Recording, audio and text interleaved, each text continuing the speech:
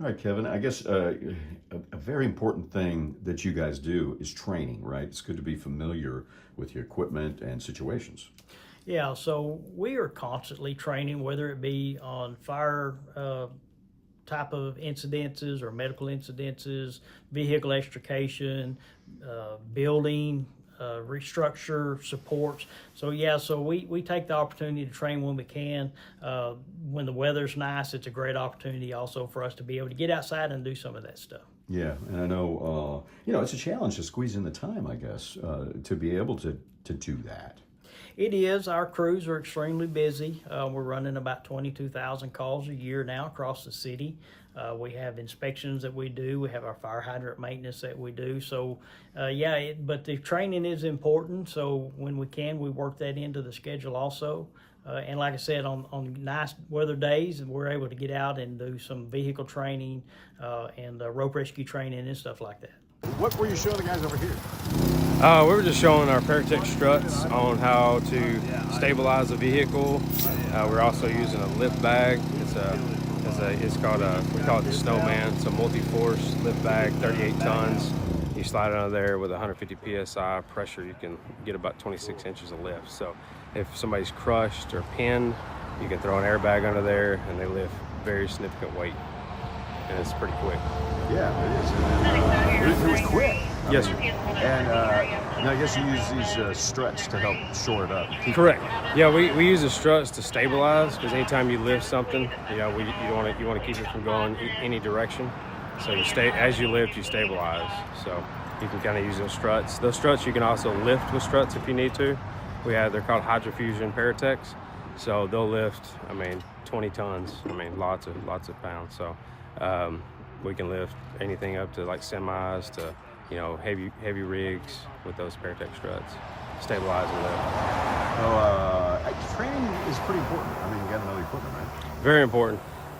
People's lives are on their line. We got, time is everything, right? So as fast as we can get this stuff and as efficient as we can get it, and get help to the people is the best, So we just try to be as most efficient as we can with all of our stuff. Yeah, I don't know if you were on the wreck at Southern Longview Auto last week.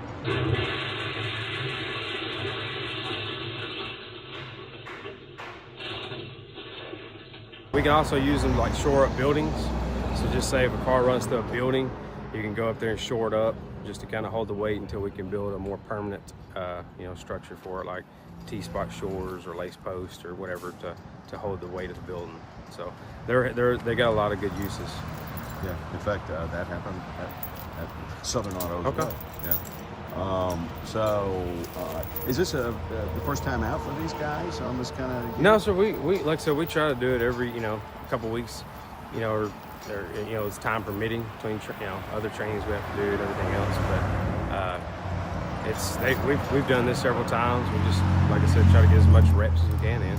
So we just try to pick days to do different trainings because at our station we got to do rope rescue, we do confined space, we do trench rescue, we're hazmat technicians, and also structural collapse. So we have a lot of things that we got to stay efficient at. So we try to pick a subject and just get reps on it.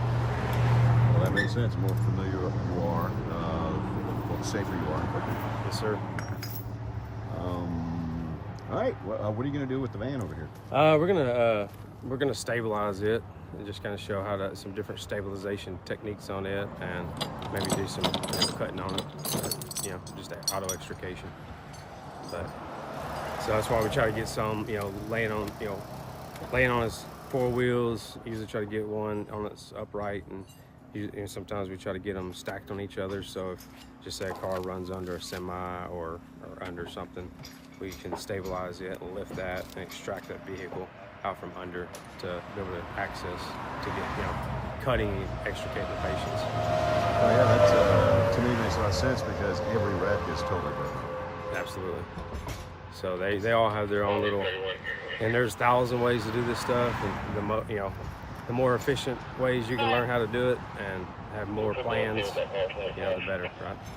obviously they don't just disappear and go train. I mean, that everybody's notified, and sometimes I guess stations switch around, or engines switch around, right? Yeah, so we've got different fire stations have got different type of specialties that they train on, and so when we can, if one of those special stations is out doing some training, we may move a crew over to kind of hold that area down so they can get that training in. It's important that they keep up with their skills, keep up with the education that they got.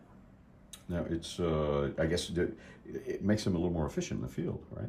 Oh yeah, anytime you can get the training in, we get new tools, new employees. So a lot of times when we hire these guys, they're coming straight out of the fire academy. They're familiar with some of the what we might want to call just the generic fire equipment, but we come to Longview or any department at that matter, if they have any type of specialty tools on certain stations or certain apparatus, then we need to make sure that they're comfortable using those tools as well. Yeah, right. And it develops muscle memory. Sure. Yeah, the more times you do something, then the better that you're going to be at it. And because we work for 24 hours, it could be 2 o'clock in the afternoon or 2 o'clock in the morning, and you need to make sure that you are proficient with that equipment. Yeah, right. And then obviously if there's some big thing that happens in the city, they're pulled off the training. Oh, absolutely, yeah. So most of the time, our crews they'll do what's called maybe last out, and that's when somebody is covering their area for them. But yeah, if a call comes in and it needs to, they'll pick their tools up and they'll go on the call. Yeah. Okay. And then yeah, I think you had mentioned a little bit. New gear comes in all the time. People got to get familiar.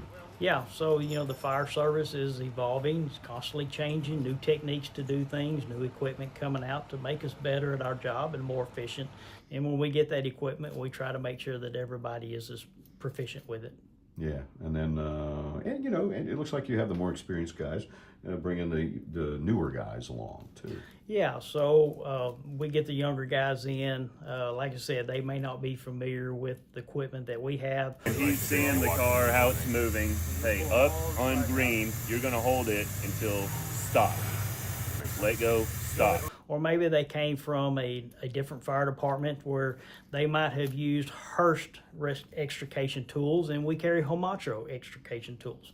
So we still have to make sure that they're proficient with what we have in Longview. All right, and yeah, it's, over the years I've seen the department change. Once upon a time, I spent a lot of time just sitting around with the EMTs, firefighters, waiting on a call, and no calls were coming in. But the guys were just kind of sitting around. I mean, this was back in the 90s. And I guess that's not so much the case anymore. There's not a lot of sitting around time. No, our guys, like I said, our call volume is keeping us busy. The requirements as far as the training that we have, whether it be at the department level or even at the state level, there's not a whole lot of sitting around anymore in the fire service.